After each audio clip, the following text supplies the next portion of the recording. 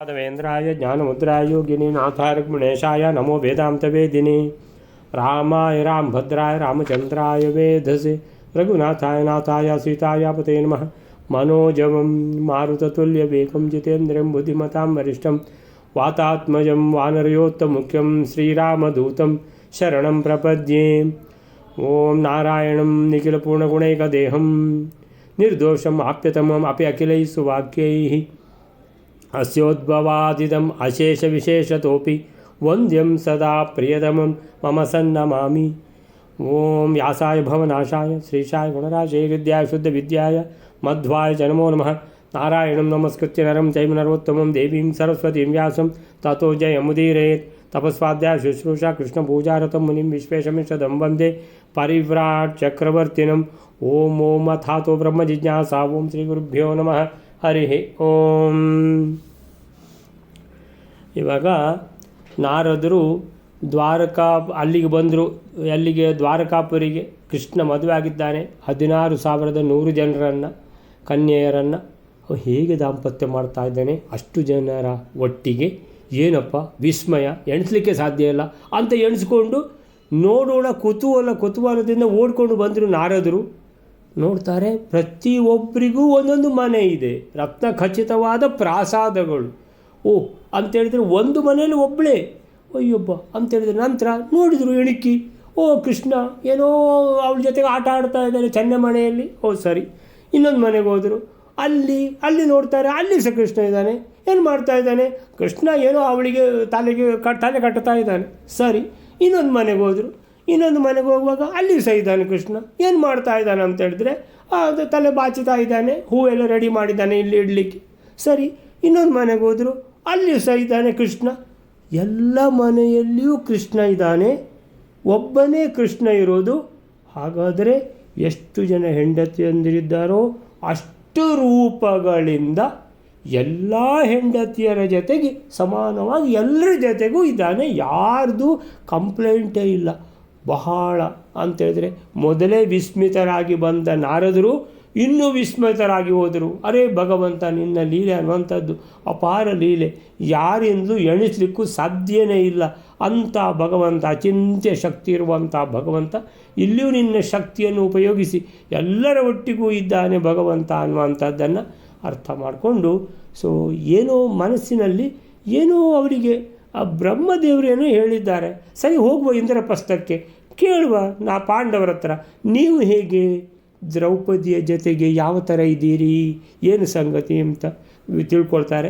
ಪ್ರತಿದಿನ ಈಗ ಇವತ್ತು ಧರ್ಮರಾಜನ ಜೊತೆಗಾದರೆ ನಾಳೆ ಭೀಮನ ಜೊತೆಗೆ, ಪ್ರತಿದಿನ ಅವಳು ನಿತ್ಯ ನೂತನೆ, ನಿತ್ಯ ಕನ್ಯೆ ದ್ರೌಪದಿ ಅಂತೇಳಿದರೆ ಅವಳಷ್ಟು ನೂತನವಾಗಿರುವವಳು, ಯಾವಾಗಲೂ ಕನ್ಯೆಯಾಗಿರುವವಳು, ಇನ್ನು ಯಾರೂ ಇಲ್ಲ ಅಂತ ಎಲ್ಲ ತಿಳ್ಕೊಂಡು ಆದರೂ ಬ್ರಹ್ಮದೇವರು ಹೇಳಿ ಕಳಿಸಿದ್ದಾರೆ, ಹೇಳಿಯೇ ಬಿಡಬೇಕು. ಏನಂತೇಳಿದರೆ, ನೀವು ಎಲ್ಲ ದೇವಿಯರು ಇದ್ದಾರೆ ಹೌದು ದ್ರೌಪದಿಯ ದೇಹದಲ್ಲಿ, ಆದರೆ ಭಾರತೀ ದೇವಿ ಬಹಳ ಮುಖ್ಯ. ವಾಯುದೇವರಿಗೆ ಭಾರತೀ ದೇವಿ ಸಿಗ್ತಾ ಇರಬೇಕು, ಅದನ್ನು ಬ್ರಹ್ಮದೇವರು ಹೇಳಿ ಕಳಿಸಿದ್ದಾರೆ. ಆದ್ದರಿಂದ ಬಾಕಿ ಎಲ್ಲ ದೇವಿಯರನ್ನು ನೀವು ಸುಪ್ತಾವಸ್ಥೆ, ಮೂರ್ಛಿತಾವಸ್ಥೆ, ಅವರಿಗೆ ಗೊತ್ತೇ ಇಲ್ಲ, ಅವರ ಜ್ಞಾನ ಬೋಧ ತಪ್ಪಿದ ಅವಸ್ಥೆಗೆ ತಗೊಂಡೋಗಿಬಿಡಿ. ಭಾರತೀ ದೇವಿ ಮತ್ತು ಭೀಮಸೇನ ಮಾತ್ರ, ಅವರ ದಾಂಪತ್ಯ ಮಾತ್ರ ಇರುವ ಹಾಗೆ ಮಾಡಿ ಅಂತೇಳಿದರೆ ಇದು ಹೇಗಾಗ್ತದೆ? ಕುಂತಿದೇವಿ ಹೇಳಿದ್ದೇನು, ನೀವು ಎಲ್ಲರೂ ಹಂಚಿಕೊಂಡು ತಿನ್ನಿರಿ ಅಂತ. ಅಂದರೆ ಎಲ್ಲರೂ ಸಮಾನವಾಗಿ ಇರಬೇಕಲ್ವ ಅಂತ ಹೀಗೆ ಯೋಚನೆ ಮಾಡ್ತಾ ಇರ್ಬೋದು. ನಾರದರು ಏನು ಹೇಳಿದ್ದು, ಬ್ರಹ್ಮದೇವರು ಏನು ಹೇಳಿ ಕಳಿಸಿದ್ದು, ಏನಾಗಿದೆ, ನಮ್ಮಿಂದ ಏನಾದರೂ ತೊಂದರೆ ಆಯಿತಾ, ಏನು ವಿಷಯ ಅಂತ ಗೊತ್ತಾಗಲಿಲ್ಲ. ಅಲ್ಲಿವರೆಗಾಗಿದೆ 151ನೇ ಶ್ಲೋಕ ಆಗಿ ಈಗ 152ನೇ ಶ್ಲೋಕ ಬಯಲಾರೆ. ಸುಂದೋಪಸುಂದೌ ಭ್ರಾತರೋ ಬ್ರಹ್ಮವಾಕ್ಯಾತ್ ಪರಸ್ಪರಾದನ್ಯತೋ ನೈವ ವಧ್ಯೋ ತಿಲೋತ್ತಮಾರ್ತೆ ನಿಹತೌ ಪರಸ್ಪರಂ ತಯೋರ್ವಧಾರ್ತ್ರೇ ಸ್ಪಷ್ಟಯಾ ತೇನ ದೈತ್ಯೋ. 152ನೇ ಶ್ಲೋಕ. ಸಹೋದರರಾದ ಸುಂದೋಪಸುಂದರು ಬ್ರಹ್ಮವರದಿಂದ ಅನ್ಯೋನ್ಯವಾಗಿಯೂ ಇತರರಿಂದಲೂ ಸಂಹರಿಸಲ್ಪಡಲಿಕ್ಕೆ ಅಶಕ್ಯರು. ಆ ಬ್ರಹ್ಮನಿಂದ ಆ ಸುಂದ ಉಪಸುಂದರ ಸಂಹಾರಕ್ಕಾಗಿ ಸೃಷ್ಟಿಸಲ್ಪಟ್ಟಂತಹ ತಿರೋತ್ತಮೆಯಿಂದ ದೈತ್ಯರಾದ ಸುಂದೋಪಸುಂದರು ಮೋಹಿತರಾದವರಾಗಿ ತಿರೋತ್ತಮೆಗೋಸ್ಕರವಾಗಿ ಗದೆಗಳಿಂದ ಅನ್ಯೋನ್ಯವಾಗಿ ಸಂಹರಿಸಲ್ಪಟ್ಟರಂತೆ.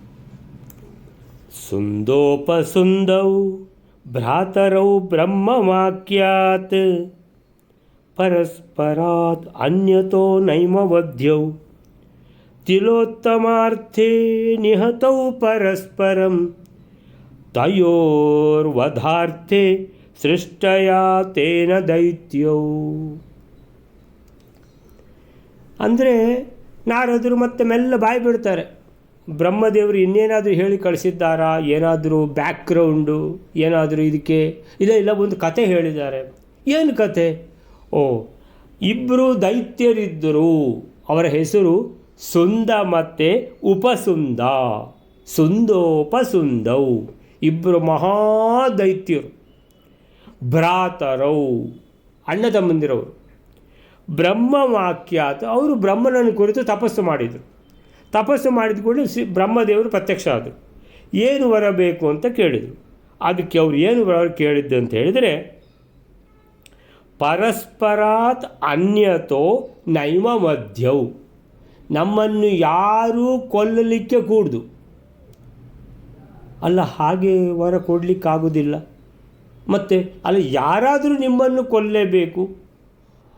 ಹಾಗಾದರೆ ಬ್ರಹ್ಮದೇವರೇ ನಮ್ಮನ್ನು, ಅಂದರೆ ಸುಂದನನ್ನು ಉಪಸುಂದ ಅಥವಾ ಉಪಸುಂದನನ್ನು ಸುಂದ, ಅಂದರೆ ಇವರಿಗೆ ಇಬ್ಬರು ಅಣ್ಣ ತಮ್ಮಂದಿರಿಗೆ ಭಾರಿ ಧೈರ್ಯ. ಅಂದರೆ ನಾನು ನಿನ್ನನ್ನು ಕೊಲ್ಲುವುದಿಲ್ಲ ಅಲ್ವಾ? ಹೌದು, ನಮಗೆ ಗೊತ್ತಿದೆಯಲ್ಲ. ಹೌದು. ಸೊ ಬ್ರಹ್ಮದೇವರಿಗೆ ಹೇಳಿಬಿಡುವ ಏನಂತೇಳಿದರೆ, ನಾನು ಸಾಯ್ದಿದ್ರೆ ನಿನ್ನಿಂದ, ನೀನು ಸಾಯ್ದಿದ್ರೆ ನನ್ನಿಂದ ಅಂತ ಬ್ರಹ್ಮದೇವರು ಹೇಳಿದ್ದಾರೆ. ಯಾರಾದರೂ ಒಬ್ಬರಿಂದ ಸಾಯಬೇಕು ಅಂತ. ಹಾಗಾದರೆ ಅಣ್ಣ ತಮ್ಮನಿಂದ ಸಾಯಬೇಕು, ತಮ್ಮ ಅಣ್ಣನಿಂದ ಸಾಯಬೇಕು ಅಂತ ಹೇಳಿಬಿಡುವ. ಅಂದರೆ ಬ್ರಹ್ಮದೇವರಿಗೊಂದು ವರ ಕೊಡಲಿಕ್ಕೆ ಆಯ್ತಲ್ಲ.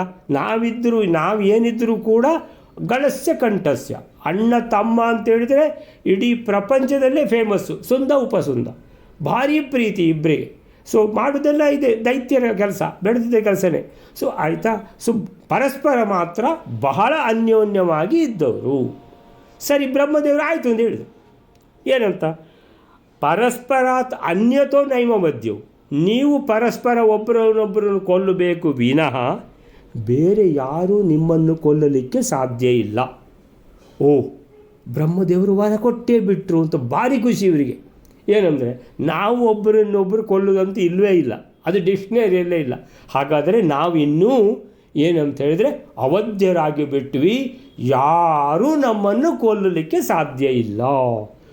ಏನು ಆಟೋಪ ಶುರುವಾಯಿತು ಇವ್ರದ್ದು, ಸುಂದೋಪ ಸುಂದರದ್ದು ಅಂತೇಳಿದರೆ, ಇನ್ನು ನಮ್ಮನ್ನು ಕೊಲ್ಲುವವರೇ ಇಲ್ಲ, ಯಾರೂ ಇಲ್ಲ ಅಂತೇಳ್ಕೊಂಡು ಇಬ್ಬರು ಹೆಗಲ ಮೇಲೆ ಕೈ ಹಾಕಿಕೊಂಡು ಸುಂದ ಉಪಸುಂದರು ಏನು ವಿಟಾಟೋಪ ಅಂತೇಳಿದರೆ, ಇನ್ನು ನಮ್ಮನ್ನು ಕೊಲ್ಲುವವರು ಪ್ರಪಂಚದಲ್ಲಿ ಹುಟ್ಟಿದವರು ಯಾರಿಲ್ಲ, ಬ್ರಹ್ಮದೇವರು ವರ ಕೊಟ್ಟಿದ್ದಾರೆ. ಬ್ರಹ್ಮವಾಕ್ಯಾತ್ ಅಂತೇಳಿದರೆ ಬ್ರಹ್ಮದೇವರು ಕೊಟ್ಟ ವರ.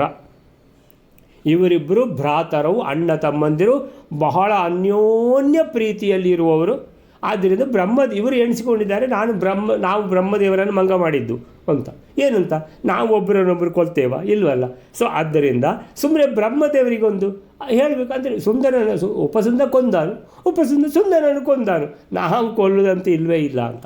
ಸರಿ, ಪರಸ್ಪರಾತ ಅನ್ಯತೋ ನೈಮ ಮಧ್ಯವು, ಇನ್ಯಾರೂ ನಿಮ್ಮನ್ನು ಕೊಲ್ಲುವವರಿಲ್ಲ, ನಮಗದೇ ಬೇಕಾದದ್ದು ಅಂತ. ಯಾರು? ಸುಂದೋಪಸುಂದರು. ನಮಗೆ ಬೇಕಾದ ವರ ಸಿಕ್ಕಿತು. ಬ್ರಹ್ಮದೇವರಿಗೆ ತಲೆಬಿಸಿ ಆಯಿತು. ದೇವರೇ, ಈಗ ವರ ಕೇಳಿದರೂ ಕೊಟ್ಟುಬಿಟ್ಟೆ, ಈಗ ಏನು ಮಾಡೋದು? ಇವರಿಬ್ಬರು ಏನು ಅನ್ಯೋನ್ಯ ಅಂತ ಹೇಳಿದರೆ ಇವರು ಒಬ್ಬರನ್ನೊಬ್ಬರು ಕೊಲ್ಲುವಂಥ ಚಾನ್ಸೇ ಇಲ್ಲ. ಮತ್ತು ಹಾಗಾದರೆ ಇದು ಭಾಳ ಕಷ್ಟ ಆಯ್ತಲ್ಲ. ನಾನು ಭಗವಂತನೂ ಪಾಪ ಇನ್ನೇನು ಮಾಡೋದು ಈಗ, ಈ ಥರ ನಾನು ವರ ಕೊಟ್ಟು ಬಿಟ್ಟರೆ ಅಂತ ತಲೆಬಿಸಿ ಆಯಿತು. ಯಾರಿಗೆ? ಬ್ರಹ್ಮದೇವರಿಗೆ. ಅಷ್ಟಾಗುವಾಗ ಒಂದು ಯೋಚನೆ ಹೊಳೆಯಿತು ಬ್ರಹ್ಮದೇವರಿಗೆ. ಅಣ್ಣ ತಮ್ಮ ಭಾರಿ ಅನ್ಯೋನ್ಯ ಪ್ರೀತಿ ಅಲ್ವ ನಿಮ್ಮದು, ನಿಮಗೆ ಈ ಪುರುಷ ಸ್ವಭಾವ, ಇದನ್ನು ನಾನು ಏನು ಮಾಡಬೇಕು, ಈಗ ಇವರಲ್ಲಿ ಟೆಸ್ಟ್ ಮಾಡಬೇಕು ಅಂತ ಏನು ಮಾಡಿದರು? ರಂಬೆ, ಊರ್ವಶಿ, ಮೇನಕ ಅಂತ ಹೇಳ್ಕೊಂಡೆಲ್ಲ ಭಾರೀ ಅಪ್ಸರೆಯರು ದೇವಲೋಕದಲ್ಲಿ. ಅವರನ್ನೆಲ್ಲ ಉಪಯೋಗಿಸು ಅಥವಾ ಅವರನ್ನು ಬೇರೆ ಬೇರೆ ದಿಕ್ಕಿಗೆ ಕಳಿಸಿದ್ದಾರೆ ಏನೋ ಗೊತ್ತಿಲ್ಲ. ಅಂತೆ ತಿಲೋತ್ತಮೆ ಅಂತ ಇನ್ನೊಬ್ಬಳು, ಅವಳನ್ನು ಸೃಷ್ಟಿಸಿದರು ಬ್ರಹ್ಮದೇವರು. ತಿಲೋತ್ತಮ ಬಾ ಅಂತ ಬಂದಳು. ಏನು ರಂಬೆ, ಊರ್ವಶಿ, ಮೇನಕ ಇವ್ರಿಗಿಂತಲೂ ಚಂದ ಅವಳು, ಭಾರೀ ಚಂದ. ಸೊ ತಿಲೋತ್ತಮ ಅವಳನ್ನು ಸೃಷ್ಟಿಸಿ ಕಳಿಸಿದರು. ಅಲ್ಲಿ ಸುಂದೋಪಸುಂದರಂತಿದ್ದಾರೆ, ಸ್ವಲ್ಪ ನೀನು ಹೋಗಿಬಿಟ್ಟು ಅವರನ್ನು ಆಕರ್ಷಿಸಬೇಕು ಅಂತ. ಆಯಿತು, ಮತ್ತೆ ನೀನು ಅಷ್ಟು ಕೆಲಸ ಮಾಡು, ಬಾಕಿದ್ದೆಲ್ಲ ತನ್ನಿಂದ ತಾನೇ ಆಗ್ತದೆ ಅಂತ. ಸರಿ, ತಿಲೋತ್ತಮ ಬಂದು ದೇವಲೋಕದಿಂದ ಸುಂದೋಪಸುಂದರ ಹತ್ತಿರ. ಓ, ಸುಂದೋಪಸುಂದರಿಗೆ ಭಾರಿ ಖುಷಿ. ಏನು ತಿಲೋತ್ತಮೆ ತಿಲೋತ್ತಮೆ ತಿಲೋತ್ತಮೆ ತಿಲೋತ್ತಮೆ ಅಂತ ಅಂದರೆ ಬ್ರಹ್ಮದೇವರ ಆಟ ಇವರಿಗೆ ಗೊತ್ತಾಗಲಿಲ್ಲ. ಇವರು ಏನಂತ ಹೇಳಿದರೆ, ಸ್ವಲ್ಪ ದಿವಸನೇ ನೋಡಿದ ಸುಂದ, ಏನಪ್ಪ ಅವಳು ಉಪಸುಂದನ ಹತ್ರ ಜಾಸ್ತಿ ಹೋಗ್ತಾ ಇದ್ದಾಳೆ. ಉಪಸುಂದ ಯೋಚನೆ ಮಾಡಿದ, ಓ ಅವಳು ಸುಂದನ ಹತ್ರ ಜಾಸ್ತಿ ಹೋಗ್ತಾ ಇದ್ದಾಳೆ. ಏನಾಯಿತು, ಪರಸ್ಪರ ಅನ್ಯೋನ್ಯತೆ ಇದ್ದದ್ದು ಈ ಹುಡುಗಿ ಬಂದ ಮೇಲೆ, ತಿಲೋತ್ತಮ ಬಂದ ಮೇಲೆ ಏನಾಯಿತು, ಒಬ್ರಿಗೊಬ್ಬರಿಗೆ ಮನಸ್ತಾಪ ಬೆಳೀತಾ ಬಂತು. ಒಂದು ದಿವಸ ಇಬ್ಬರು ಹೊಡ್ಕೊಂಡು ಸತ್ತೇ ಹೋದರು. ಸುಂದರನ್ನು ಉಪಸುಂದ ಕೊಂದ, ಉಪಸುಂದ ಸುಂದರನನ್ನು ಕೊಂದ. ಬ್ರಹ್ಮದೇವರು ಸರಿ, ನನ್ನ ಯೋಚನೆನೇ ಫೈನಲ್, ನಾನು ಏನು ಯೋಚನೆ ಮಾಡಿದ್ನೋ ಹಾಗೇ ಆಯಿತು ಅಂತ.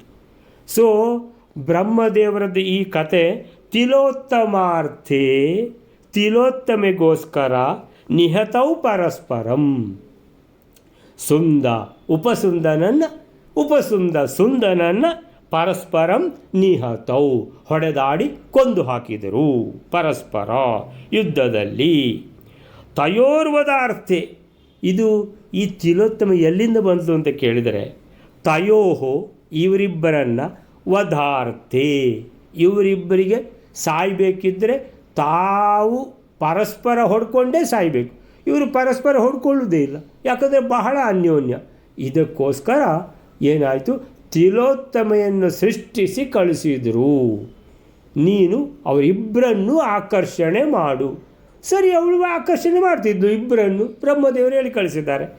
ಅವನನ್ನು ಆಕರ್ಷಣೆ ಮಾಡಿದ್ದು ಇವನಿಗೆ ಸಿಟ್ಟು, ಇವನನ್ನು ಆಕರ್ಷಣೆ ಮಾಡಿದ್ದು ಅವನಿಗೆ ಸಿಟ್ಟು. ಅವಳು ಇಬ್ಬರನ್ನು ಆಕರ್ಷಣೆ ಮಾಡ್ತಾ ಇದ್ದಾಳೆ, ಆದರೆ ಇವನಿಗೆ ಅದು ಗೊತ್ತಿಲ್ಲ. ನನ್ನನ್ನು ಆಕರ್ಷಣೆ ಮಾಡ್ತಿದ್ದಾಳಲ್ವ, ಅವನನ್ನು ಆಕರ್ಷಣೆ ಮಾಡಿದರೆ ಏನು ತಪ್ಪು? ಇಲ್ಲ, ನನ್ನನ್ನು ಮಾತ್ರ ಆಕರ್ಷಣೆ ಮಾಡಬೇಕು. ಅವನನ್ನು ಯಾಕೆ ಆಕರ್ಷಣೆ ಮಾಡೋದು? ಪುರುಷ ಸ್ವಭಾವ ಅಂತೇಳಿದರೆ ಇನ್ಯಾರನ್ನು ನೋಡಬಾರದು, ತನ್ನ ಹೆಂಡತಿ ಅಂತ ಅದು ಏನದು? ಅದು ಪೊಸೆಸಿವ್ನೆಸ್ ಅಂತ. ಅದೇನು ಆ ಸ್ವಭಾವ ಬ್ರಹ್ಮದೇವನಿಗೆ ಗೊತ್ತು, ಯಾಕಂದರೆ ಅವರೆಲ್ಲ ಸೃಷ್ಟಿ ಮಾಡಿದ್ದು ನಮ್ಮನ್ನೆಲ್ಲ. ಸೊ ಇದು ಬಂದುಬಿಟ್ಟಿದೆ ಅಂತೇಳಿದರೆ, ಹೆಂಡತಿ ಅಂದರೆ ನನ್ನ ಸೊತ್ತು, ಅವಳು ಇನ್ಯಾರನ್ನು ನೋಡಲಿಕ್ಕೆ ಕೂಡ್ದು. ಇದು ಅಲ್ಲ ಇದೀಗ ತಿಲೋತ್ತಮ ಹೆಂಡತಿ ಅಲ್ವಾ ಅಂತ ಕೇಳಿದರೆ, ಹೆಂಡತಿ ಅಲ್ದಿದ್ರೆ ಏನು? ಹೆಂಡತಿ ಹಾಗೆ ತಾನೇ ಆಕರ್ಷಣೆ ಮಾಡಿದ್ದಾಳಲ್ವ ಅವಳು. ಅಲ್ಲ, ಹೆಂಡತಿ ಅಲ್ಲ ಅಂದರೆ ಲವ್ವರ್ ಅಂತಾಯಿತು, ಅಥವಾ ಇನ್ನೇನಾದರೂ ಒಂದು ಹೆಸರು. ನನ್ನ ಪ್ರಿಯತಮೆ ಇನ್ಯಾರನ್ನು ನೋಡಬಾರದು, ಹೆಂಡತಿ ಅಂತಲೇ ಆಗಬೇಕಂತೇಳಿ ಲೈಸೆನ್ಸ್ಡ್ ಧರ್ಮಪತ್ನಿ ಅಂತಲೇ ಆಗಬೇಕಂತಿಲ್ಲ. ಅಂದರೆ ಹೆಂಡತಿ ಅಲ್ದಿದ್ರೆ ಹೆಂಡತಿ ಆಗಿ ಪ್ರಿಯತಮೆ. ಸೊ ಯಾರು? ಈ ತಿಲೋತ್ತಮೆ ಅಂದರೆ ತನ್ನ ಅತಿ ಪ್ರಿಯನಾದ ತಮ್ಮ, ಅವನಿಗೆ ಅತಿ ಪ್ರಿಯನಾದ ಅಣ್ಣ. ಆದರೆ ಹುಡುಗಿ ವಿಷಯದಲ್ಲಿ ಇದು ಇಲ್ಲ. ಅಣ್ಣ ತಮ್ಮ ಅಂತೂ ಇಲ್ಲ, ಸ್ನೇಹಿತರಂತಲೂ ಇಲ್ಲ. ಅಂತೇಳಿದರೆ ಮರುದಿವಸ ಹೆಚ್ಚು ಕಡಿಮೆ ಆದರೆ ಅವನನ್ನು ಕೊಂದುಬಿಡ್ತಾನೆ, ಇವನನ್ನು ಕೊಂದುಬಿಡ್ತಾನೆ. ಯಾಕೆ? ಅವಳ ಮೇಲೆ ನೀನು ಕಣ್ಣು ಹಾಕಿದಿ ಅಂತ ಮುಗೀತು. ತಿಲೋತ್ತಮಾರ್ಥೆ ತಿಲೋತ್ತಮೆಗೋಸ್ಕರ ಪರಸ್ಪರ ನಿಹತವು, ಇಬ್ಬರು ಹೊಡೆದಾಡಿದರು. ಅಂದರೆ ಬ್ರಹ್ಮದೇವರು ತಯೋರ್ ವಧಾರ್ಥೆ, ಇವರು ಬೇರೆ ರೀತಿಯಲ್ಲಿ ಸಾಯುವುದಿಲ್ಲ. ಇವರನ್ನು ಕೊಲ್ಲಬೇಕಿದ್ದರೆ ಒಂದು ಹುಡುಗಿಯನ್ನು ಕಳಿಸಬೇಕು. ಆಗ ಈ ಹುಡುಗಿ ಏನಾಗ್ತಾಳೆ, ಇವರಲ್ಲಿ ಭಿನ್ನಾಭಿಪ್ರಾಯ ಬರಲಿಕ್ಕೆ ಶುರುವಾಗ್ತದೆ. ಅದು ದೊಡ್ಡದಾಗಿ ಠಾಣ್ ಅಂತ ಅವನ ತಲೆಗೆ ಹೊಡಿತಾನೆ, ಇವನು ತಲೆಗೆ ಹೊಡಿತಾನೆ ಅಂತೆ. ಇಬ್ಬರು ಹೊಡ್ಕೊಂಡು ಸತ್ತೋದರು. ಹೋಗಲಿ ಆ ಕಡೆ. ಅಂದರೆ ತಯೋರ್ವಧಾರ್ತೆ ಅವರ ಸಾವಿಗೋಸ್ಕರನೇ ತೇನ ಸೃಷ್ಟಯ ಬ್ರಹ್ಮದೇವರಿಂದ ಸೃಷ್ಟಿಯಾದ ತಿಲೋತ್ತಮೆ. ಅಂದರೆ ಯಾರು ಇವರು? ದೈತ್ಯವು, ಮಹಾದೈತ್ಯರು, ಮಹಾದುಷ್ಟರು. ಆದರೆ ಅನ್ಯೋನ್ಯವಾಗಿ ಅಣ್ಣ ತಮ್ಮ ಭಾರಿ ಪ್ರೀತಿ. ಅದಕ್ಕೋಸ್ಕರ ಏನು ಮಾಡಿದ್ದಾರೆ? ಬ್ರಹ್ಮದೇವರನ್ನು ಮಂಗ ಮಾಡಲಿಕ್ಕೆ ವರ ಕೇಳಿದ್ದಾರೆ. ಏನಂದರೆ, ನೀನು ನನ್ನಿಂದ ಸಾಯುವುದು, ನಾನು ನಿನ್ನಿಂದ ಸಾಯುವುದು, ಹಾಗೆ ಕೇಳಿಬಿಡುವ. ಯಾರ ಥರದ ಒಬ್ಬರ ಹತ್ರ ಸಾಯಬೇಕಂತಲ್ವ ಬ್ರಹ್ಮದೇವರದ್ದು. ನಾನು ನಿನ್ನನ್ನು ಕೊಲ್ತೇನಂತ, ನೀನು ನನ್ನನ್ನು ಕೊಲ್ತೇನಂತ. ಅಂದರೆ ನಾನು ನಿನ್ನನ್ನು ಕೊಲ್ಲುವುದು ಉಂಟಾ? ಇಲ್ಲವೇ ಇಲ್ಲ. ಅಂದರೆ ಇಬ್ಬರು ಒಳ್ಳೆಯ ನಕ್ಕು ಬಿಟ್ಟರು. ಯಾರು? ಸುಂದ. ನಾವಿಬ್ಬರು ಒಬ್ಬರನ್ನೊಬ್ಬರು ಕೊಲ್ಲುದಂತ ಇಲ್ಲವೇ ಇಲ್ಲ. ಆದ್ದರಿಂದ ನಾವು ಬ್ರಹ್ಮದೇವರನ್ನು ಗೆದ್ದು ಬಿಟ್ವಿ, ಬ್ರಹ್ಮದೇವರನ್ನು ಮೋಸಗೊಳಿಸಿ ಬಿಟ್ವಿ ಅಂತ ಖುಷಿಯಲ್ಲಿದ್ದವರಿಗೆ ಬ್ರಹ್ಮದೇವರು ಹೇಳಿದರು, ಯಾರು ಗೆದ್ದದ್ದೀಗ? ನೀವು ಗೆದ್ದದ, ನಾನು ಗೆದ್ದದ್ದ? ನನ್ನನ್ನು ನೀವು ಮಂಗ ಮಾಡಿದ್ದ, ನಿಮ್ಮನ್ನು ನಾನು ಮಂಗ ಮಾಡಿದ್ದ ಅಂತ ಬ್ರಹ್ಮದೇವರು ಪಣ ಒಡ್ಡಿ ಸೋಲಿಸೇ ಬಿಟ್ರು. ಈಗ ನೋಡಿ ಅಂತ ಸುಂದ ಮತ್ತು ಉಪಸುಂದ ಎಂಬ ಇಬ್ಬರು ಸಹೋದರರು, ಸುಂದೋಪಸುಂದವು ಭ್ರಾತರವು, ಬ್ರಹ್ಮವರದಿಂದಾಗಿ ಬ್ರಹ್ಮವಾಕ್ಯಾತ್ ಪರಸ್ಪರರ ಹೊರತು ಬೇರೆ ಯಾರಿಂದಲೂ ಸಾವಿಲ್ಲದವರಾಗಿದ್ದರು. ಅಂದರೆ ಅವನಿಗೆ ಸಾವು ಬರಬೇಕಿದ್ದರೆ ಇವನಿಂದ ಬರಬೇಕು, ಇವನಿಗೆ ಸಾವು ಬರಬೇಕಿದ್ದರೆ ಅವನಿಂದ ಬರಬೇಕು, ಬೇರೆ ಹೊರಗಿಂದ ಯಾರಿಂದಲೂ ಬರುವಂಗಿಲ್ಲ.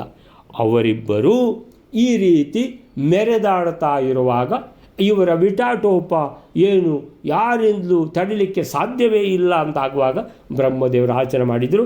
ನಾನು ವರ ಕೊಟ್ಟು ಏನಾಯಿತು, ತೊಂದರೆ ಆಗಿಬಿಡ್ತು. ಈಗ ಇವರನ್ನು ಏನು ಮಾಡೋದು ಅಂತೇಳಿ ಸರಿ ಒಂದು ದಾರಿ ಉಂಟು. ತಿಲೋತ್ತಮೆಯನ್ನು ಸೃಷ್ಟಿಸಿ ಕಳಿಸಿಬಿಟ್ರು. ಅವರಿಬ್ಬರೂ ತಿಲೋತ್ತಮೆಗೋಸ್ಕರವಾಗಿ ಪರಸ್ಪರ ಕಾದಾಡಿ ಸತ್ತರು. ಅವಳು ಆ ಇಬ್ಬರು ದೈತ್ಯರ ವಧೆಗಾಗಿ, ಅವರು ಸಾಯಬೇಕಂತಲೇ ಬ್ರಹ್ಮದೇವರಿಂದ ನಿರ್ಮಿತಳಾಗಿದ್ದವಳು. ಬ್ರಹ್ಮದೇವರು ಇದಕ್ಕೋಸ್ಕರ ನಿರ್ಮಾಣ ಮಾಡಿ ಕಳಿಸಿದರು ತಿಲೋತ್ತಮೆಯನ್ನು. ಸುಂದ ಉಪಸುಂದ ಎಂಬ ಇಬ್ಬರು ಅಸುರರು ಹಿರಣ್ಯಕಶುಬಿನ ವಂಶದಲ್ಲಿ ಜನಿಸಿದವರು. ಅವರಿಬ್ಬರು ಬ್ರಹ್ಮನಿಂದ ಪಡೆದ ವರ ವಿಚಿತ್ರವಾಗಿತ್ತು. ಪರಸ್ಪರರ ಹೊರತು ಬೇರೆ ಯಾರಿಂದಲೂ ಸಾವಿಲ್ಲದಂತೆ ಅವರು ವರ ಪಡೆದುಕೊಂಡಿದ್ದರು. ಎಲ್ಲ ಬಗೆಯಲ್ಲೂ ಏಕದೇಹ ನ್ಯಾಯದಂತೆ. ಅಣ್ಣ ಮತ್ತು ತಮ್ಮ ಒಂದೇ ದೇಹ ಇದ್ದಾಗೆ ಅಷ್ಟು ಪ್ರೀತಿ. ಅನ್ಯೋನ್ಯವಾಗಿರುವ ತಮ್ಮಲ್ಲಿ ಪರಸ್ಪರ ವಿರೋಧ ಎಂದೂ ಬರುವ ಸಂಭವವೇ ಇಲ್ಲ. ಆದ್ದರಿಂದ ನಮಗೆ ಪರಸ್ಪರ ಮರಣ ಅಸಂಭಾವಿತ. ನಮಗಿನ್ನು ಮರಣವೇ ಇಲ್ಲ. ಯಾಕಂದರೆ ಇವನನ್ನು ಕೊಲ್ಲುದು, ಅವನನ್ನು ಕೊಲ್ಲುದಂತ ಇಲ್ಲವೇ ಇಲ್ಲ. ಯಾಕಂದರೆ ಅವರು ಅಷ್ಟು ಪರಸ್ಪರ ಅನ್ಯೋನ್ಯ. ಆದ್ದರಿಂದ ನಮಗೆ ಸಾವೇ ಇಲ್ಲ ಅಂತ ಮೆರಿಲಿಕ್ಕೆ ಶುರು ಮಾಡಿದರು. ಅಂತ ವರ ಪಡೆದ ಮೇಲೆ ಎಲ್ಲ ಋಷಿಮುನಿಗಳನ್ನು ಪೀಡಿಸಿ ದೇವ ಕಾರ್ಯಗಳಿಗೆ ವಿಘ್ನ ಉಂಟು ಮಾಡಿದರು. ದೇವತೆಗಳ ಪ್ರಾರ್ಥನೆಯಂತೆ ಬ್ರಹ್ಮದೇವರು ಏನು ಮಾಡಿದರು? ಬ್ರಹ್ಮದೇವರೇ, ಈ ಥರ ವರ ಕೊಟ್ಬಿಡುದ ನೀವು, ಇವರು ಸಾಯುವುದಿಲ್ಲ. ಹೌದಾ? ಹಾಗೆಯಾ? ನನ್ನಿಂದ ವರ ಕೊಟ್ಟದ್ರಿಂದ ಈಗ ತೊಂದರೆ ಆಯಿತಾ? ಹಾಗಾದರೆ ನಾನೇ ಸರಿ ಮಾಡ್ತೇನೆ ಅಂತ ಏನು ಮಾಡಿದರು? ಬ್ರಹ್ಮದೇವರು ವಿಶ್ವಕರ್ಮನಿಗೆ ಹೇಳಿ ನಿರ್ಮಿಸಿ ಕಳಿಸಿದರು ಅಪೂರ್ವವಾದ ಸ್ತ್ರೀ ತಿಲೋತ್ತಮ ಅಂತ. ಸೊ ಹೀಗೆ ಏನಾಯಿತು? ಅವಳ ಸೌಂದರ್ಯವನ್ನು ನೋಡಲಿಕ್ಕೆ ಅಂಥೇಳಿ ಶಿವನಿಗೆ 4 ಮುಖಗಳು ಹೆಚ್ಚಾಗಿ ಅವನು ಪಂಚಮುಖನೆನಿಸಿದ ಅಂತ ಒಂದು ಮಹಾಭಾರತ ಒಂದು ವರ್ಣನೆ ಮಾಡಿದೆ. ಹಾಗೆ ಇಂದ್ರನಿಗೆ ಅವಳನ್ನು ಎಷ್ಟು ನೋಡಿದರೂ ಸಾಕಾಗಲಿಕ್ಕಿಲ್ಲ ಅಂಥೇಳಿ ಇಂದ್ರ ಇಡೀ ಮೈಯಲ್ಲಿ ಕಣ್ಣನ್ನು ಮಾಡಿಕೊಂಡ. ಈ 2 ಕಣ್ಣಿಂದ ನೋಡಿದರೆ ಸಾಲುವುದಿಲ್ಲ ಅಂತ ಇಂದ್ರ ಏನಾದ? ಸಹಸ್ರಾಕ್ಷ. ಅಂದರೆ ಇಂದ್ರನ ಎಲ್ಲಿ ನೋಡಿದರೂ ಕಣ್ಣೆ. ಯಾಕೆ? ತಿಲೋತ್ತಮೆಯನ್ನು ನೋಡಲಿಕ್ಕೆ ಅಂತ ಈ ರೀತಿ ಬಂದಿದೆ ಮಹಾಭಾರತದಲ್ಲಿ ಅಂತ ಹೇಳ್ತಾರೆ. ಅಲ್ಲಿಗೆ ಏನಾಯಿತು? ಈ ಶ್ಲೋಕ ಮುಗಿತು. ನೆಕ್ಸ್ಟ್ ಶ್ಲೋಕ ಬೈಲಾರೆ. ಅಥ ಪೃಥಕ್ ವತ್ಸರತೋ ಭವತ್ಸು ಕ್ರಮಾತ್ ಕೃಷ್ಣಾತಿಷ್ಠತಾಂ ಯೋನ್ಯಯುಕ್ತಾಂ ಪಶ್ಯೇದ್ವೋಸೌ ವತ್ಸರಂ ತೀರ್ಥಯಾತ್ರಾಂ ನುರ್ಯಾದಿತಿ ಸ್ಮಾಥಾ ಚಕ್ರುಸ್ತಥಾ ತೇ. 153ನೇ ಶ್ಲೋಕ. ನಾರದ ಹೇಳ್ತಾರೆ, ಆದುದರಿಂದ ಒಂದೊಂದು ವರ್ಷಗಳಲ್ಲಿ ಪ್ರತ್ಯೇಕವಾಗಿ ನಿಮ್ಮಲ್ಲಿ ಜ್ಯೇಷ್ಠಾದಿಕ್ರಮದಿಂದ ದ್ರೌಪದಿಯು ಇರಲಿ. ಯಾವಾತನು ಇನ್ನೊಬ್ಬರಿಂದ ಕೂಡಿರತಕ್ಕಂಥ ದ್ರೌಪದಿಯನ್ನು ಅಂದರೆ ರತಿಕಾಲದಲ್ಲಿ ನೋಡುವನೋ ಆತನು 1 ವರ್ಷ ಪರ್ಯಂತವಾಗಿ ತೀರ್ಥಯಾತ್ರೆಯನ್ನು ಮಾಡತಕ್ಕದ್ದು ಅಂತ ಹೇಳುತ್ತಾರೆ. ಅನಂತರ ಅವರು ಅದರಂತೆ ಮಾಡಿದರಂತೆ.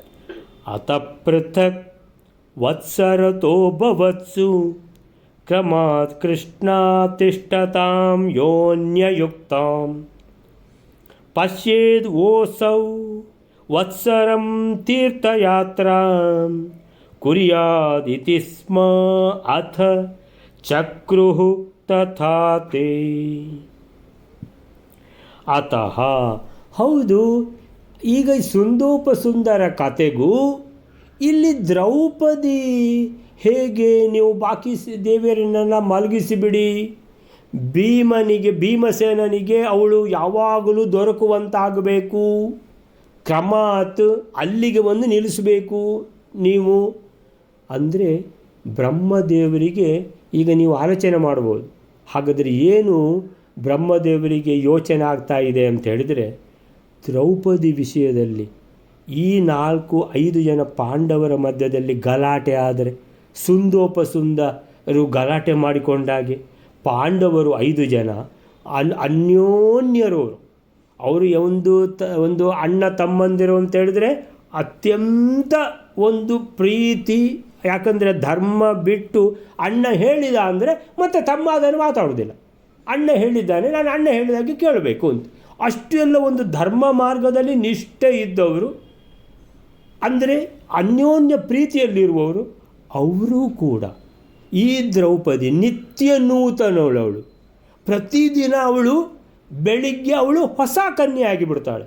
ಅಂಥ ಅಪೂರ್ವ ಸುಂದರಿ, ತಿಲೋತ್ತಮೆಗಿಂತೂ ಏನು ಕಡಿಮೆ ಇಲ್ಲ ದ್ರೌಪದಿ. ಹಾಗಿರುವಾಗ ತಿಲೋತ್ತಮೆ ವಿಷಯದಲ್ಲಿ ಸುಂದೋಪಸುಂದರು ಅನ್ಯೋನ್ಯವಾಗಿ ಜಗಳವಾಡಿ ಸತ್ತೋಗಿದ್ದಾರೆ ಅಂದರೆ ಪಾಂಡವರು ಕೂಡ ಏನಾದರೂ ಆ ಥರ ಅಂತ ಏನೋ ಬ್ರಹ್ಮದೇವರಿಗೆ ಏನೋ ಒಂದು ಕಸಿವಿಸಿ ಆಗಲಿಕ್ಕೆ ಶುರುವಾಯಿತು. ಅದಕ್ಕೆ ಮತ್ತೆ ನಾರದರು ಹೇಳ್ತಾರೆ, ಈಗ ನಿಮ್ಮದು ಏನಿದು ಸ್ಕೀಮ್ ಇದೆ, ಇವತ್ತು ಧರ್ಮರಾಯನ ಜೊತೆಗೆ, ನಾಳೆ ಭೀಮಸೇನನ ಜೊತೆಗೆ, ಅಂದರೆ ಇವತ್ತು ಧರ್ಮರಾಯನ ಶ್ಯಾಮಲಾದೇವಿ, ನಾಳೆ ಭೀಮಸೇನ ಜೊತೆಗೆ ಭಾರತೀ ದೇವಿ, ನಾಡ್ದು ಅರ್ಜುನನ ಜೊತೆಗೆ ಶಚಿದೇವಿ, ಇದೇನೂ ಅಷ್ಟು ಸರಿ ಬರುವುದಿಲ್ಲ ಅಂತ ನಾರದರಿಗೆ ಒಂಚೂರು, ಯಾಕೆ ಬ್ರಹ್ಮದೇವರು ಹಾಗೆ ಹೇಳಿದ್ದಾರೆ, ಒಂಚೂರು ಕಸಿವಿಸಿ ಉಂಟು. ಏನಿದು? ಅತಃ ಆದ್ದರಿಂದ ಪೃಥಕ್ ವತ್ಸರತೋ ಭವತ್ಸು, ಏನಂತ ಹೇಳಿದರೆ 1 ವರ್ಷ ಧರ್ಮರಾಯನ ಜೊತೆಗೆ, ಅಂದರೆ ಧರ್ಮರಾಯನ ಜೊತೆಗೆ 1 ವರ್ಷ, ಬಾಕಿದವ್ರು ಹತ್ತಿರ ಬರಲಿಕ್ಕಿಲ್ಲ. ಯಾಕಂತೇಳಿದರೆ 1 ವರ್ಷಕ್ಕೆ ಅಂತ ಹೇಳಿದ ಮೇಲೆ ಇನ್ನು ಅಲ್ಲಿ ಪ್ರತಿದಿನ ಗಿನಸ್ತಾಪ ಮತ್ತೊಂದು ಇನ್ನೊಂದು ಭಿನ್ನಾಭಿಪ್ರಾಯ ಬೆಳೀಲಿಕ್ಕೆ ಚಾನ್ಸೇ ಇಲ್ಲ. ಯಾಕಂದರೆ ಒಂದು ವರ್ಷಕ್ಕೆ ಅಂತ ಹೇಳಿದ್ಕೊಂಡು ಬಾಕಿದವರೆಲ್ಲ ಮರೆತು ಬಿಡ್ತಾರೆ. ಅಯ್ಯೋ ಈ ವರ್ಷ ಧರ್ಮರಾಯನ ಜೊತೆಗಲ್ಲ, ನಾವ್ಯಾಕೆ ಸುಮ್ಮನೆ ದ್ರೌಪದಿ ಬಗ್ಗೆ ಯೋಚನೆ ಮಾಡೋದು ಅಂತ ಹೇಳ್ಕೊಂಡು ಅವರವರ ಇನ್ನು ಬೇರೆಯವರಿಗೆ ಹೆಂಡತಿ ಇದ್ದಾರಲ್ವ, ಆ ಹೆಂಡತಿಯನ್ನು ನೋಡಿಕೊಂಡು ಇರ್ತಾರೆ ಅಂತ ಹೇಳ್ಕೊಂಡು ಆವಾಗ ಸುಂದೋಪಸುಂದರ ಕತೆ ಆಗಲಿಕ್ಕಿಲ್ಲ ಅಂತ ಈ ಥರ ಸ್ಕೀಮ್ ಮಾಡುವ 1 ವರ್ಷಕ್ಕೆ ದ್ರೌಪದಿ ಒಬ್ಬನ ಜೊತೆಗೆ ಪೃಥಕ್ ವತ್ಸರತೋ, ವತ್ಸರ ಅಂದರೆ ವರ್ಷ, 1 ವರ್ಷದಲ್ಲಿ ಪೃಥಕ್ ಅಂದರೆ ಬೇರೆ ಒಬ್ಬನ ಜೊತೆಗೆ ಮಾತ್ರ. ಅತಃ ಪೃಥಕ್ ವತ್ಸರತಃ ಭವತ್ಸು, ಆಗಲಿ ಹಾಗೆ. ಕ್ರಮಾತ್ ಅಂತೇಳಿದರೆ ಕ್ರಮಾತ್ ಅಂತೇಳಿದರೆ ಈಗ ಈಗಲೇ ನಾಳೆಯಿಂದಲೇ ಆಗಬೇಕಂತಲ್ಲ. ಕ್ರಮಾತ್ ಅಂತ ಹೇಳಿದರೆ ಮತ್ತು ಇನ್ನೊಂದು ಏನು ಕ್ರಮಾತ್ ಅಂತ ಹೇಳಿದರೆ ಅಲ್ಲ, ಎಲ್ಲಿಂದ ಶುರು ಮಾಡೋದು ಅಂತೇಳಿದರೆ ಈ ವರ್ಷ ಯಾರು ಹತ್ತಿರ ಅಂತ. ಈಗ ಈ ವರ್ಷ ಯಾರು ಹತ್ತಿರ ಅಂತ ಹೇಳಿದರೆ ನೀವು ಯಾರು ದೊಡ್ಡವರೋ ಅವ್ರ ಜೊತೆಗೆ ಅದು ಕ್ರಮ ಹಾಗೆ ಅಲ್ವಾ. ಈಗ ಸಿಸ್ಟಮ್ ಅಂದರೆ ಅಣ್ಣ ಅಂತ ಅಣ್ಣನಿಗೆ ಒಂದು ಮರ್ಯಾದೆ ಕೊಡಬೇಕಲ್ವ. ಹಾಗಾದರೆ ಶುರುವಿನ ವರ್ಷ ಅಣ್ಣನ ಹತ್ರ ಧರ್ಮರಾಜ, ಆ ನಂತರ ಭೀಮನ ಜೊತೆಗೆ ಸರಿ. ಕ್ರಮಾತ್ ಹೀಗೆ ಕೃಷ್ಣ ತಿಷ್ಠತಾಂ ಯೋ ಅನ್ಯಯುಕ್ತಾಂ. ಹೀಗೆ ಕೃಷ್ಣ ಅಂದರೆ ದ್ರೌಪದಿ, ತಿಷ್ಠತಾಂ ಇರಲಿ, ಯೋ ಅನ್ಯಯುಕ್ತಾಂ, ಯೋ ಅನ್ಯಯುಕ್ತಾಂ ಪಶ್ಯೇತ್.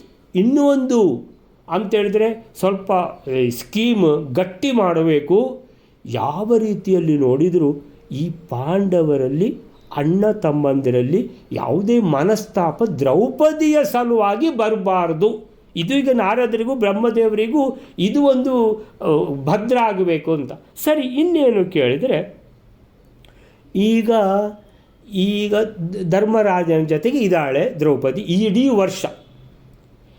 ಪಕ್ಕನೆ ಯಾರಾದರೂ ನೋಡಿಬಿಟ್ರು, ಯಾರಾದರೂ ಅಂತ ಹೇಳಿದ್ರೆ ಇವರು 5 ಜನರಲ್ಲಿ ಪಕ್ಕನೆ ಎಲ್ಲೋ ಒಂದು ಕಡೆ ಇದ್ದಾರೆ ಇಬ್ಬರು ಗಂಡ ಹೆಂಡತಿ ಅಂದಮೇಲೆ ಅವ್ರಿಗೇನು ರಿಸ್ಟ್ರಿಕ್ಷನ್ ಇಲ್ಲ. ಅವರು ಯಾವ ಭಂಗಿಯಲ್ಲಿ ಇರ್ತಾರೋ ಹೆಂಗಿರ್ತಾರೋ ಗೊತ್ತಿಲ್ಲ.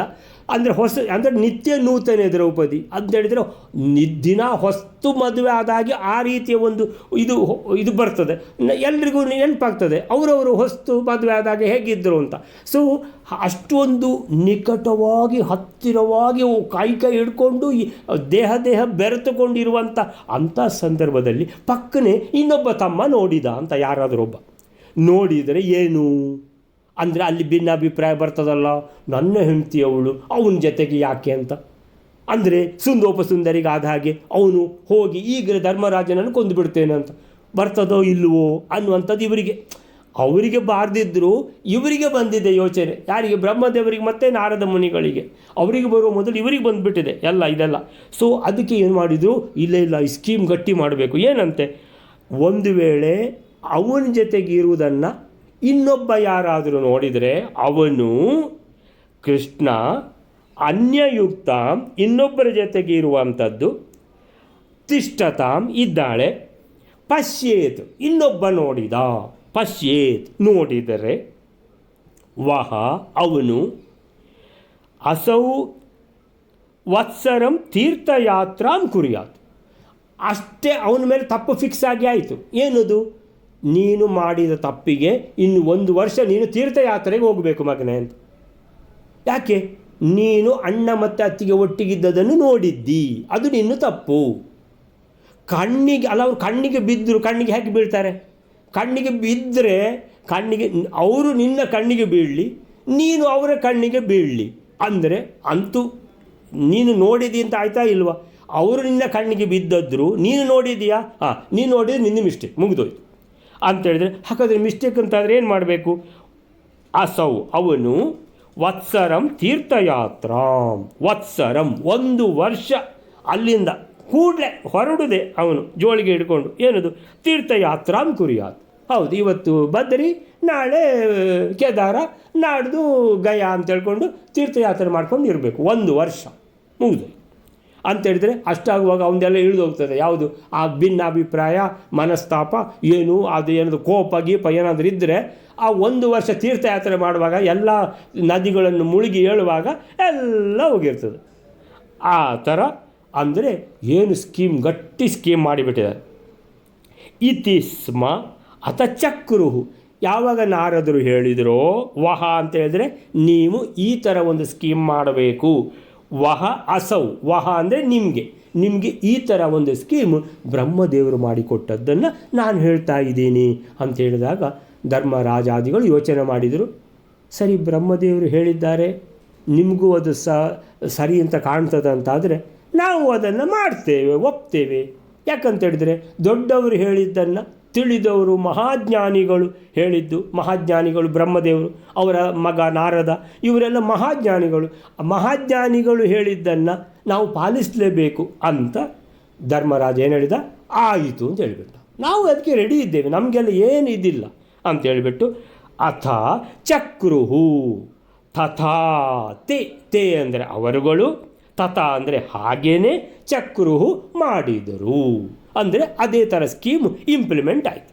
ಹಾಗಾದರೆ ನಾಳೆಯಿಂದಲೇ 1 ವರ್ಷ ಧರ್ಮರಾಜನ ಜೊತೆಗೆ, ನೆಕ್ಸ್ಟ್ 1 ವರ್ಷ, ಮತ್ತೆ 1 ವರ್ಷದ ನಂತರ ಭೀಮನ ಜೊತೆಗೆ. ಇದು ಕೃಷ್ಣದೇವರನ್ನು ಪೂಜೆ ಮಾಡಲಿಕ್ಕೆ ಸ್ವಾಮಿಗಳಿಗೆ ಪರ್ಯಾಯದ ವ್ಯವಸ್ಥೆ ಇದ್ದ ಹಾಗೆ ಅಂಥ ಒಂದು ಕಟ್ಟುನಿಟ್ಟಾದ ವ್ಯವಸ್ಥೆ. ಪರ್ಯಾಯದ ವ್ಯವಸ್ಥೆ ಕೂಡ ಎಷ್ಟು ಚೆಂದ ಇದೆ ನೋಡಿ.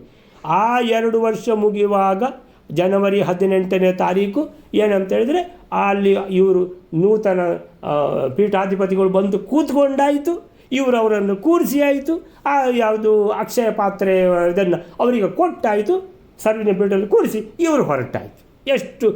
ಎಷ್ಟು ಚೆಂದ ಅಂತೇಳಿದರೆ ಬಹಳ ವಾದಿರಾಜರು ಕೂಡ ಅದನ್ನು ಅಷ್ಟು 2 ತಿಂಗಳಿದ್ದದನ್ನು 2 ವರ್ಷ ಮಾಡಿ ಬಹಳ ಚೆಂದದ ಸ್ಕೀಮ್ ಮಾಡಿದ್ದಾರೆ. ಈ ಥರ ಪಾಂಡವರಿಗೆ ದ್ರೌಪದಿಯ ಜೊತೆಗೆ ಯಾವ ಥರ ದಾಂಪತ್ಯ ನಡೆಸಬೇಕು ಅನ್ನುವಂಥದ್ದನ್ನು ಸುಂದೋಪಸುಂದರ ಕತೆ ಆಗದಿರಲಿ ಅಂತ ತಿಳ್ಕೊಂಡು ಬ್ರಹ್ಮದೇವರು ಈ ರೀತಿ ಮಾಡಿದ್ದಾರೆ. ಆಮೇಲಿಂದ ಈ 153ನೇ ಶ್ಲೋಕಕ್ಕೆ ಏನು ಹೇಳ್ತಾರೆ ಅಂತ ಹೇಳಿದ್ರೆ, ಆದ್ದರಿಂದ ನಿಮ್ಮಲ್ಲಿ ದ್ರೌಪದಿಯು ವರ್ಷಕ್ಕೆ ಒಬ್ಬರಂತೆ ಕ್ರಮವಾಗಿ ನೆಲೆಸಲಿ. ತಿಷ್ಠತಾಂ, ವರ್ಷಕ್ಕೆ ಒಬ್ಬರಂತೆ. ಪೃಥಕ್ ವತ್ಸರತೋ, ವರ್ಷಕ್ಕೆ ಪೃಥಕ್, ಒಬ್ಬ ಬೇರೆಯೇ. ಯಾರು? ಧರ್ಮರಾಜ ಒಬ್ಬನೇ, ಇನ್ಯಾರು ನೋಡಲಿಕ್ಕಿಲ್ಲ. ಏನು ನೋಡಿದರೆ ತೀರ್ಥಯಾತ್ರೆ. ಸೊ ಹೀಗೆ ದ್ರೌಪದಿ ವರ್ಷಕ್ಕೊಬ್ಬರಂತೆ ಕ್ರಮವಾಗಿ ನೆಲೆಸಲಿ. ಆವಾಗೇನಾಯಿತು? ಯಾರಿಗೂ ಏನೂ ತಲೆಬಿಸಿಲ್ಲ. ಏನು ಬೈ ಮಿಸ್ಟೇಕ್ ನೋಡಿದೆ ತೀರ್ಥಯಾತ್ರೆ 1 ವರ್ಷ ಹೋಗಿ ಬಾ. ಬೇರೊಬ್ಬರ ಜೊತೆಗಿದ್ದಾಗ ಅವಳನ್ನು ಇನ್ಯಾರಾದರೂ 5 ಜನರಲ್ಲಿ ನೋಡಿದರೆ ಅವರು 1 ವರ್ಷ ತೀರ್ಥಯಾತ್ರೆಯನ್ನು ಮಾಡತಕ್ಕದ್ದು. ಇವರು ಪಾಂಡವರು ಈ ರೀತಿ ನಾರದರು ಹೇಳಿದಾಗ ಆಯಿತು ಅಂತ ಹೇಳಿದರು. ನೀವು ಹೇಳಿದ್ದು ನಮಗೆ ಏನು ಸಮ್ಮತ. ಬ್ರಹ್ಮದೇವರು ಮಹಾಜ್ಞಾನಿಗಳು, ನೀವು ಮಹಾಜ್ಞಾನಿಗಳು, ನೀವು ಹೇಳಿದ್ದು ನಾವು ಒಂದು ಇದು ಇಲ್ಲ, ನಾವು ಯೋಚನೆ ಮಾಡ್ತೇವೆ, ನಾಳೆ ಹೇಳ್ತೇವೆ, ಪ್ರಶ್ನೆಯೇ ಇಲ್ಲ, ಆಯಿತು ಅಂಥೇಳಿ ಅದರಂತೆ ನಡೆದುಕೊಂಡರು. ಹೀಗೆ ದಿನಕ್ಕೊಬ್ಬರ ಜೊತೆಗೆ ಸಂಸಾರ ಮಾಡುತ್ತಿದ್ದ ದ್ರೌಪದಿ ಅಂದಿನಿಂದ ವರ್ಷ ಪೂರ್ತಿ ಒಬ್ಬರ ಜೊತೆ ಎಂಬ ಕ್ರಮದಲ್ಲಿ ಸಂಸಾರ ಮಾಡತೊಡಗಿದರು ಎಂದು ಅರ್ಥ. ಇಲ್ಲಿ ಸುಂದೋಪಸುಂದರ ಕಥೆ ಅಪೂರ್ವ ತತ್ವವೊಂದನ್ನು ಸೂಚಿಸುವ ಕಥೆ. ಬೇರೆ ವಸ್ತುಗಳ ಬಗ್ಗೆ ಎಷ್ಟೇ ಹೊಂದಾಣಿಕೆ ಬಂದರೂ ಸ್ತ್ರೀಯ ವಿಷಯದಲ್ಲಿ, ಸ್ತ್ರೀಯನ್ನು ಹಂಚಿಕೊಳ್ಳುವ ವಿಷಯದಲ್ಲಿ ಮಾತ್ರ ಎಂದೂ ಪುರುಷರಲ್ಲಿ ಒಮ್ಮತ ಅಸಾಧ್ಯ ಎಂಬುದು ಇದರ ಒಟ್ಟು ಭಾವ. ಯಾಕೆ? ಬ್ರಹ್ಮದೇವರು ಸೃಷ್ಟಿ ಮಾಡಿದ್ದೆ ಹಾಗೆ, ಅವರಿಗೆ ಗೊತ್ತು ಇದು ಹೀಗೇನೆ ಅಂತ. ಇದರಲ್ಲಿ ಕುಂತಿಯು ಪಾಂಡವರಲ್ಲಿ ಅಂತೇಳಿದರೆ ಕುಂತಿದ್ದು ಏನಂತೇಳಿದರೆ ಹೆಂಗಸಿನ ಸ್ವಭಾವ. ಅವಳಿಗೇನು ಗೊತ್ತಿಲ್ಲ. ಅವಳು ಅಂತೇಳಿದರೆ ಅವಳ ಹೃದಯ ಅನ್ನುವಂಥದ್ದು ಅಷ್ಟು ಸ್ವಚ್ಛ ಹೃದಯ. ನೀವು 5 ಜನ ಹಂಚಿಕೊಳ್ಳಿ ಅಂತ ಅಂದರೆ ಕುಂತಿ ಹೇಳಿದ ಮಾತು, ನಿರ್ಮಲ ಹೃದಯದಿಂದ ಹೇಳಿದ ಮಾತು, ಅದು ಎಷ್ಟು ಸೀರಿಯಸ್ ಮ್ಯಾಟರ್ ಅಂತ ಬ್ರಹ್ಮದೇವರಿಗೆ ಹೇಳಿ ಕಳಿಸಿದಾಗ ಗೊತ್ತಾಯಿತು. ಅಂಥೇಳಿದರೆ ಇದು ಎಂಥ ಒಂದು ದೊಡ್ಡ ಒಂದು ಏನು ಸಾಮಾನ್ಯದ ಮಾತಲ್ಲ ಇದು. ಅವಳು ಒಳ್ಳೆ ಹೃದಯದಿಂದ ಹೇಳಿದರೂ ಪುರುಷ ಸ್ವಭಾವವನ್ನು ನೋಡಿದರೆ ಇದು ಒಂದು ದೊಡ್ಡ ಅನಾಹುತಕ್ಕೆ ಈಡಾಗುವಂಥ ಮಾತು ಆಗಿತ್ತು ಅನ್ನುವಂಥದ್ದು. ಸೊ ಅವಳು ಹೇಳಿದ್ದು ಮಕ್ಕಳಲ್ಲಿ ಐಕಮತ್ಯ ಇರಲಿ ಅಂದರೆ ಅವಳಿಗೆ ವಿಷಯನೂ ಗೊತ್ತಿರಲಿಲ್ಲ. ಏನಂದರೆ ಏನು ತಂದಿದ್ದೇವೆ ಅಂದರೆ ಹಣ್ಣು ತಂದಿದ್ದೇವೆ, ಅವರು ಎಲ್ಲರೂ ತಿಂದುಬಿಡಿ ಅಂತ ಹೇಳಿದ್ಲು. ಸೊ ಹೀಗೆ ಅಂದರೆ ಒಟ್ಟಾಗಿ ಅವಳ ವಿಷಯ ಏನಂದರೆ ಅವಳು ಹೇಳಿದ್ದು ಐಕಮತ್ಯ, 5 ಜನರಲ್ಲಿ ಯಾವುದೇ ಜಗಳ ಇಲ್ಲದೆ ಒಳ್ಳೆ ಒಂದು ಬೆಸೆದುಕೊಂಡು ಇರುವ ಹಾಗೆ ಆಗಬೇಕಂತ. ಆದರೆ ಇದು ಹಾಗೆ ಆ ಥರದ ವಿಷಯವೇ ಅಲ್ಲ ಅನ್ನುವಂಥದ್ದು. ಸೊ ಹೀಗೆ ಇದರ ದುಷ್ಪರಿಣಾಮವನ್ನು ವೇದವ್ಯಾಸರು ಸುಂದೋಪ ಉಪಾಖ್ಯಾನದ ಮೂಲಕ ಮಾರ್ಮಿಕವಾಗಿ ಇದು ಎಷ್ಟು ದೊಡ್ಡ ಅನಾಹುತಕ್ಕೆ ತಗೊಂಡೋಗಿ ಬಿಡಬಹುದು ಎಂಬುದನ್ನು ಸುಂದೋಪಸುಂದರ ಕಥೆಯನ್ನು ಹೇಳುವ ಮೂಲಕ ಮಾರ್ಮಿಕವಾಗಿ ತಿಳಿಸಿದರು.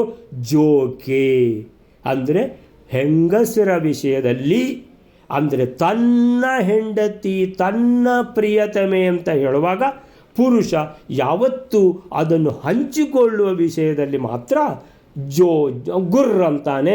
ಗುರ್ರ ಅಂತ ಹೇಳೋದು ಮಾತ್ರ ಅಲ್ಲ, ಹಾಗೇ ಬಿಡ್ತದೆ ಒಂದು ಅನಾಹುತ ಅಂತ ಹೇಳುವಂಥದ್ದು. ಹೀಗೆ ನಿಯಮಕ್ಕೆ ತಪ್ಪಿದರೆ ಬ್ರಹ್ಮಚರ್ಯ, ತೀರ್ಥಯಾತ್ರೆ ಪಾಲಿಸಬೇಕು ಅನ್ನುವಂಥದ್ದು. ಸೊ ಹೀಗೆಲ್ಲ ಸೊ ಅಲ್ಲಿಗೆ ಇಲ್ಲಿ ಏನಾಯಿತು, ಇವತ್ತಿನ ಮುಂದೆ ಏನಾಯಿತು ಅನ್ನುವಂಥದ್ದನ್ನು ನಾಳೆ ನೋಡುವ ಟೈಮ್ ಆಗಿದೆ. ಆದ್ದರಿಂದ ಇನ್ನು ಅವರು ನಾವು ಚಾಚೂ ತಪ್ಪದೆ ಪಾಲಿಸ್ತೇವೆ ಅಂತ ಏನೋ ಹೇಳಿದರು, ಆದರೆ ಆಯಿತಾ ಅವರಿಂದ ಚಾಚೂ ತಪ್ಪದೆ ಪಾಲಿಸಲಿಕ್ಕೆ ಏನೆಲ್ಲ ಇದಾಯಿತು ಎಲ್ಲ ಘಟನೆಗಳು ಅನ್ನುವಂಥದ್ದು ಮಹಾಭಾರತದಲ್ಲಿ ಇಲ್ಲದ್ದು ಇಲ್ಲಿ ಯಾವುದೂ ಇಲ್ಲ.